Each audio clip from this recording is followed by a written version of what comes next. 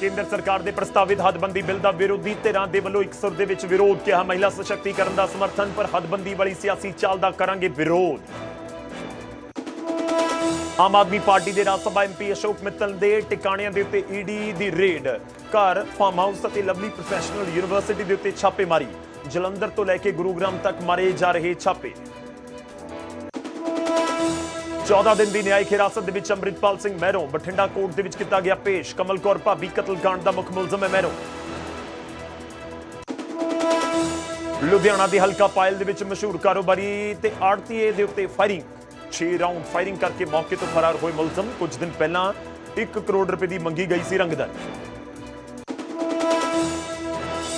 ਫਰੀਦਕੋਟ ਦੇ ਵਿੱਚ 5 ਸਾਲਾਂ ਦੀ ਪੋਤੀ ਨੂੰ ਗੇਟ ਦੇ ਨਾਲ ਬੰਨਣ ਦੇ ਮਾਮਲੇ ਦਾ ਚਾਈਲਡ ਵੈਲਫੇਅਰ ਕਮੇਟੀ ਨੇ ਲਿਆ ਨੋਟਿਸ। ਸਸਪੈਂਡਡ ਮਹਿਲਾ ASI ਤੇ FIR ਦਰਜ ਕਰਨ ਦੀ ਕੀਤੀ ਮੰਗ। ਮਾਪਿਆਂ ਦੇ ਵਿਦੇਸ਼ 'ਚ ਹੋਣ ਕਾਰਨ ਰਿਸ਼ਤੇਦਾਰ ਨੂੰ ਸੌਂਪੀ ਗਈ ਸੀ ਬੱਚੀ।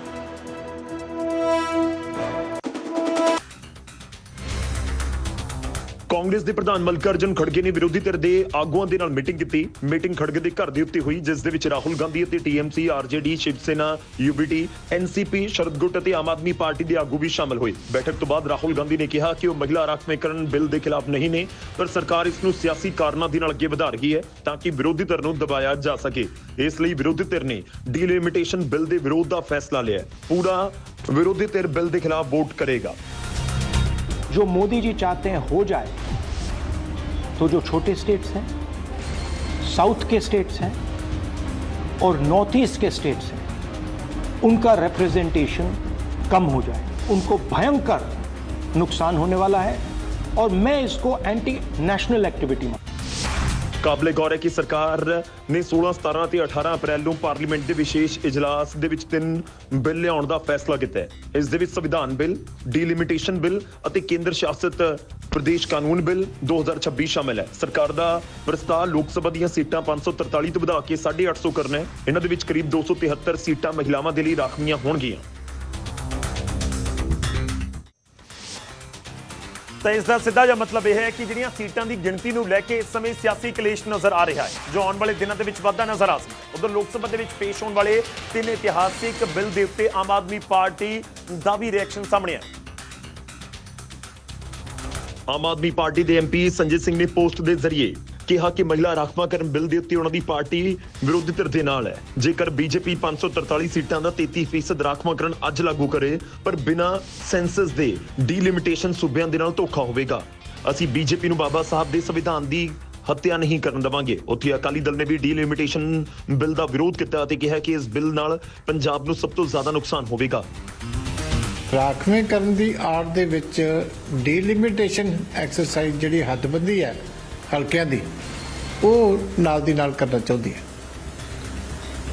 ਔਰ ਉਹਦੇ ਵਾਸਤੇ ਜਿਹੜਾ ਫਾਰਮੂਲਾ ਬਣਾਇਆ ਗਿਆ ਉਹ ਕੱਲਾ ਪਾਪੂਲੇਸ਼ਨ ਨੂੰ ਬੇਸ ਰੱਖ ਕੇ ਬਣਾਇਆ ਗਿਆ, ਜਿਹੜਾ ਮੈਂ ਸਮਝਦਾ ਕਿਸੇ ਵੀ ਤਰੀਕੇ ਵਾਜਬ ਨਹੀਂ ਹੈ। ਦਰਅਸਲ ਕੇਂਦਰ ਸਰਕਾਰ ਲੋਕ ਸਭਾ ਦੇ ਵਿੱਚ 3 ਇਤਿਹਾਸਿਕ ਬਿੱਲ ਲਿਆ ਕੇ ਵੱਡਾ ਬਦਲਾਅ ਲਿਆਉਣ ਦੀ ਤਿਆਰੀ ਦੇ ਵਿੱਚ ਹੈ। ਇਹਨਾਂ ਬਿੱਲ ਦੇ ਜ਼ਰੀਏ ਲੋਕ ਸਭਾ ਦੇ ਮੈਂਬਰਾਂ ਦੀ ਗਿਣਤੀ 543 ਤੋਂ ਵਧਾ ਕੇ 850 ਕਰਨ ਦੀ ਤਜਵੀਜ਼ ਹੈ। ਸਭ ਤੋਂ ਅਹਿਮ ਬਦਲਾਅ ਇਹ ਹੈ ਕਿ ਡੀਲਿਮਿਟੇਸ਼ਨ ਨੂੰ ਹੁਣ ਹਰ ਸੈਂਸਸ ਦੇ ਜ਼ਰੂਰੀ ਹੋਣ ਤੋਂ ਮੁਕਤ ਕਰ ਦਿੱਤਾ ਗਿਆ, ਜਿਸ ਦੇ ਨਾਲ 33% ਮਹਿਲਾ ਰਾਖਵਾਂਕਰਨ ਫੌਰਨ ਲਾਗੂ ਕਰਨ ਦਾ ਰਾਹ ਪੱਧਰਾ ਹੋ ਜਾਵੇਗਾ।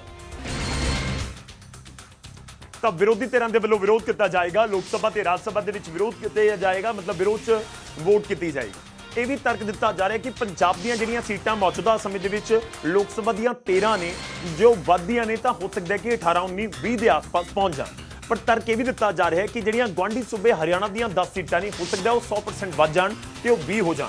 ਕੁਝ ਇਸ ਤਰੀਕੇ ਨਾਲ ਹੀ ਜਿੱਥੇ UP ਦੇ ਵਿੱਚ ਸੀਟਾਂ 80 ਨੇ ਜਾਂ ਬਿਹਾਰ ਦੇ ਵਿੱਚ, ਤਾਂ ਇਹਨਾਂ ਸੂਬਿਆਂ ਦੇ ਵਿੱਚ ਸੀਟਾਂ ਜ਼ਿਆਦਾ ਵਧਣਗੀਆਂ ਤੇ ਬਾਕੀ ਸੂਬਿਆਂ 'ਚ ਘੱਟ ਵਧਣਗੀਆਂ ਤੇ ਉਸ ਦਾ ਫਾਇਦਾ BJP ਲੈਣ ਬਾਰੇ ਸੋਚ ਰਹੀ ਹੈ। ਇਸ ਤਰੀਕੇ ਦੇ ਐਲੀਗੇਸ਼ਨਸ ਨੇ। ਹੁਣ ਅੱਗੇ ਵਧਦੇ ਹਾਂ ਤੇ ਅਗਲੀ ਖਬਰ ਤੋਂ ਪਹਿਲਾਂ ਮੈਂ ਰੁਕ ਕਰਾਂਗਾ ਅੱਜ ਦੇ ਸਵਾਲ ਦਾ।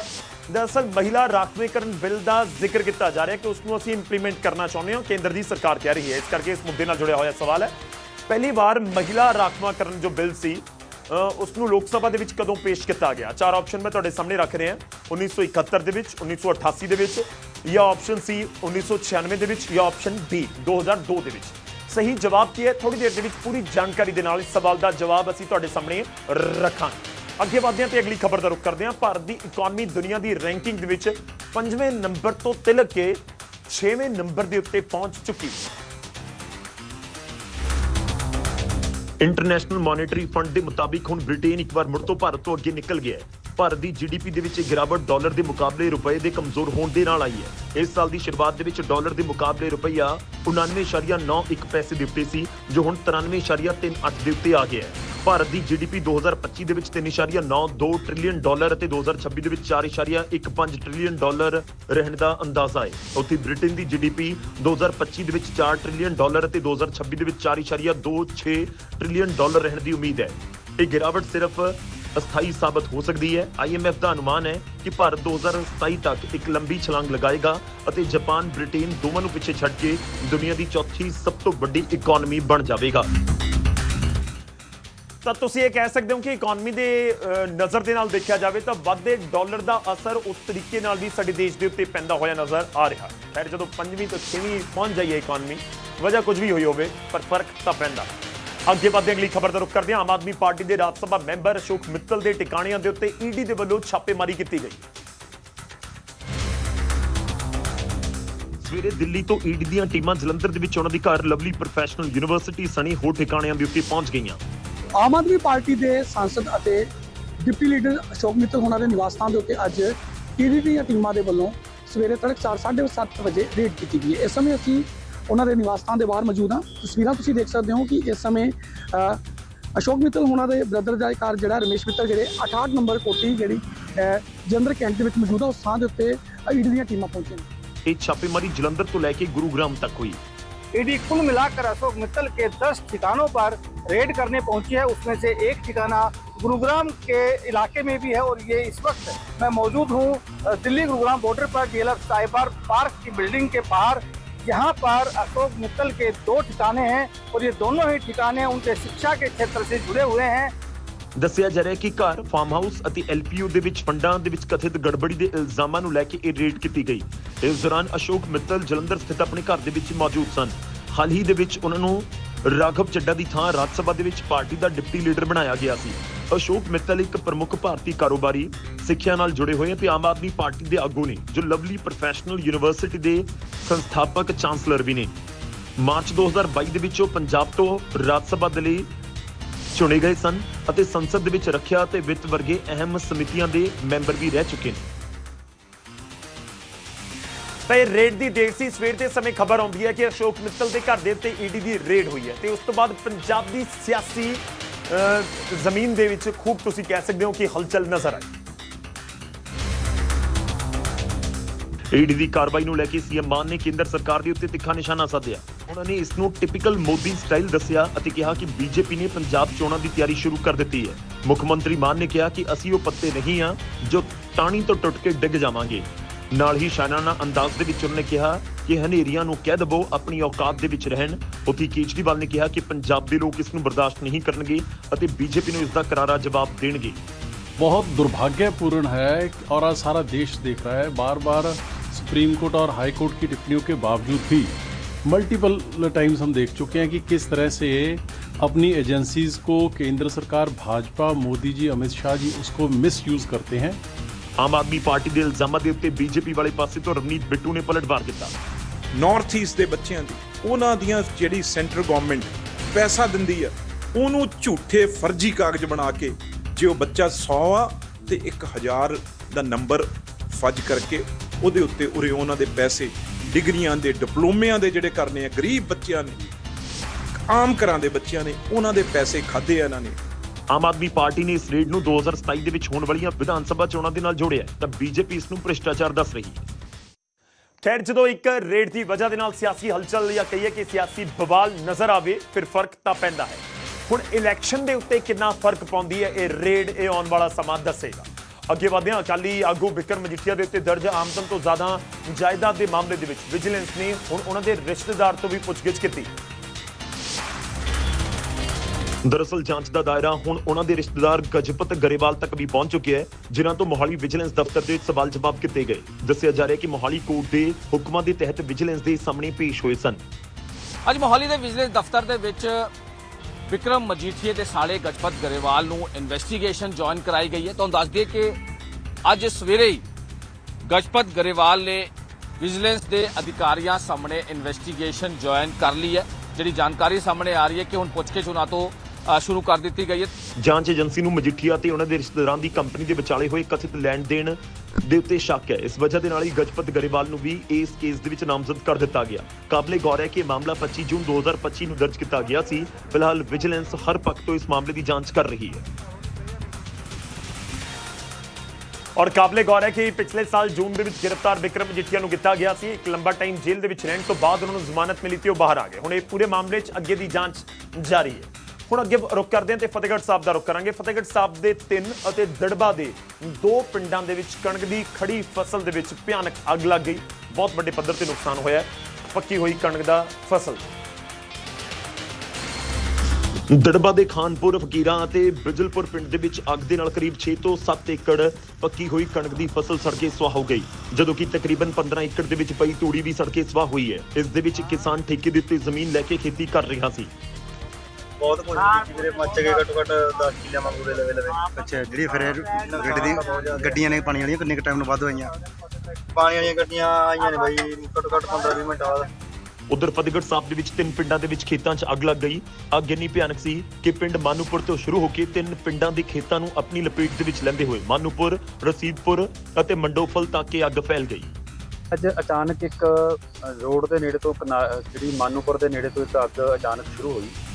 ਅਜੇ ਪੱਕਾ ਨਹੀਂ ਕਾਰਨਾਂ ਦਾ ਪਤਾ ਲੱਗਿਆ ਕੀ ਕਾਰਨ ਹੋਏ ਨੇ। ਇੱਥੋਂ ਅੱਗ ਸ਼ੁਰੂ ਹੋ ਕੇ 3 ਪਿੰਡਾਂ ਦੀ ਨਾਲ ਮੰਡੋਫਲ ਤੋਂ ਮਾਨੂਪੁਰ ਤੇ ਰਸੀਦਪੁਰ, ਇਹਨਾਂ ਪਿੰਡਾਂ ਦੇ ਕਿਸਾਨਾਂ ਦੀ ਖੜੀ ਫਸਲ ਜਿਹੜੀ ਹੈ ਬੜੇ ਮਿਹਨਤ ਨਾਲ ਕਿਸਾਨਾਂ ਨੇ ਪਾਲ ਕੇ ਜਿਹੜੀ ਅੱਜ ਪੱਕ ਗਈ ਸੀ ਫਸਲ, ਉਹ ਮਿੰਟੋ ਮਿੰਟ ਹੀ ਸੜ ਕੇ ਜਿਹੜੀ ਅੱਗ ਦੇ ਕਾਰਨ ਸਵਾਹ ਹੋ ਗਈ। ਦੱਸਿਆ ਜਾ ਰਿਹਾ ਕਿ ਫਤਿਹਗੜ੍ਹ ਸਾਹਿਬ ਦੇ ਵਿੱਚ ਕਰੀਬ 80 ਤੋਂ 85 ਏਕੜ ਕਣਕ ਦੀ ਪੱਕੀ ਹੋਈ ਫਸਲ ਸੜ ਕੇ ਸਵਾਹ ਹੋਈ ਹੈ।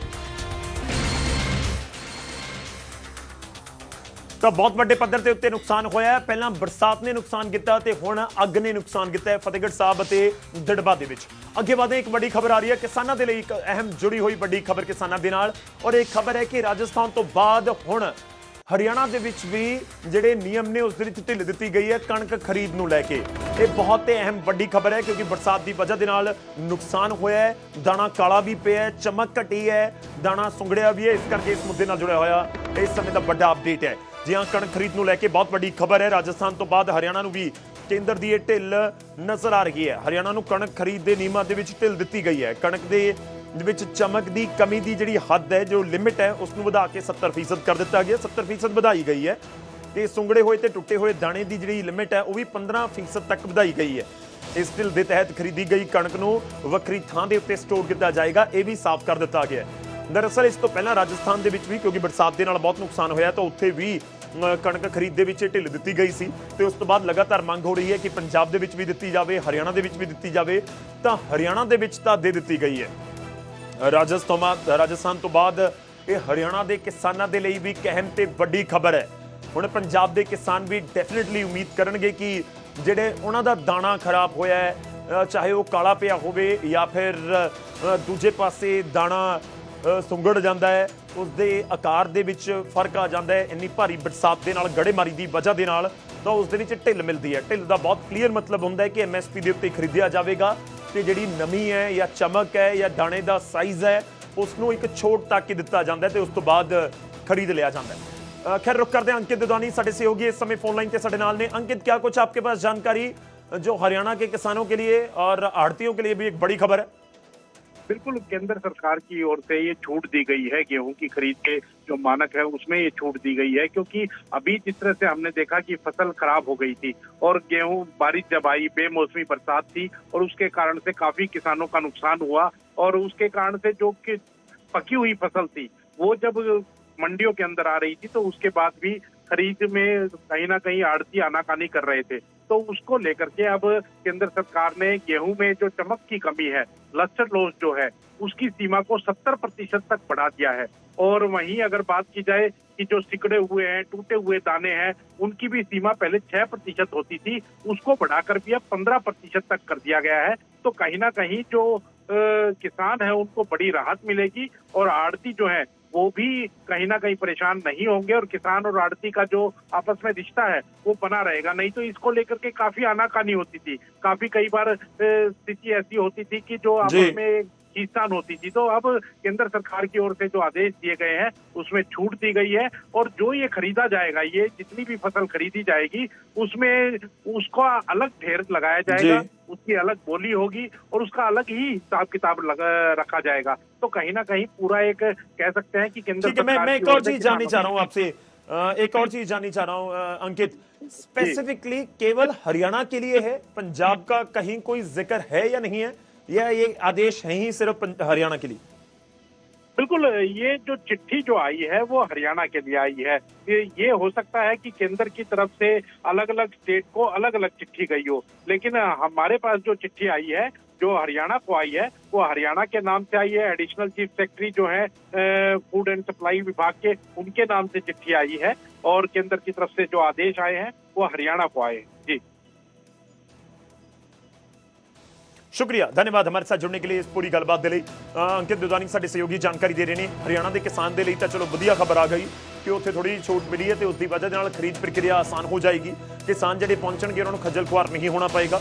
ਪਰ ਇਸ ਖਬਰ ਤੋਂ ਬਾਅਦ ਉਮੀਦ ਕਰਦੇ ਹਾਂ ਕਿ ਜਲਦੀ ਪੰਜਾਬ ਦੇ ਲਈ ਵੀ ਇਸ ਤਰੀਕੇ ਦੀ ਖਬਰ ਆਵੇ, ਕਿਉਂਕਿ ਪੰਜਾਬ ਦੇ ਵਿੱਚ ਵੀ, ਪੂਰੇ ਪੰਜਾਬ ਦੇ ਵਿੱਚ ਜ਼ਬਰਦਸਤ ਬਰਸਾਤ ਹੋਈ ਹੈ ਪਿਛਲੇ 20 ਦਿਨਾਂ ਵਿੱਚ ਮੈਂ ਜ਼ਿਕਰ ਕਰਾਂ, ਔਰ ਉਸ ਦੀ ਵਜ੍ਹਾ ਦੇ ਨਾਲ ਝਾੜ ਵੀ ਘਟਿਆ, ਉਸ ਦੀ ਵਜ੍ਹਾ ਦੇ ਨਾਲ ਦਾਣਾ ਕਾਲਾ ਵੀ ਪਿਆ, ਚਮਕ ਘਟੀ ਹੈ, ਉਸ ਦੀ ਵਜ੍ਹਾ ਦੇ ਨਾਲ ਤੁਸੀਂ ਕਹੋ ਕਿ ਦਾਣਾ ਸੁੰਗੜਿਆ।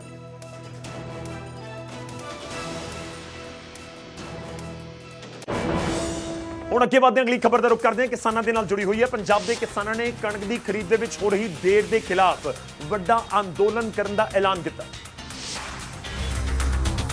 ਕਿਸਾਨ ਜਥੇਬੰਦੀਆਂ ਨੇ 17 ਅਪ੍ਰੈਲ ਨੂੰ ਦੁਪਹਿਰ 12 ਵਜੇ ਤੋਂ 3 ਵਜੇ ਤੱਕ ਪੂਰੇ ਸੂਬੇ ਦੇ ਵਿੱਚ ਰੇਲ ਰੋਕੋ ਪ੍ਰੋਗਰਾਮ ਕਰਨ ਦਾ ਐਲਾਨ ਕੀਤਾ ਹੈ। ਇਹ ਫੈਸਲਾ ਸੰਯੁਕਤ ਕਿਸਾਨ ਮੋਰਚਾ, ਕਿਸਾਨ ਮਜ਼ਦੂਰ ਮੋਰਚਾ ਅਤੇ ਆਜ਼ਾਦ ਕਿਸਾਨ ਮੋਰਚਾ ਦੇ ਨਾਲ ਜੁੜੇ ਕਿਸਾਨ ਸੰਗਠਨਾਂ ਦੇ ਵੱਲੋਂ ਚੰਡੀਗੜ੍ਹ ਦੇ ਵਿੱਚ ਹੋਈ ਬੈਠਕ ਦੇ ਵਿੱਚ ਲਿਆ ਗਿਆ।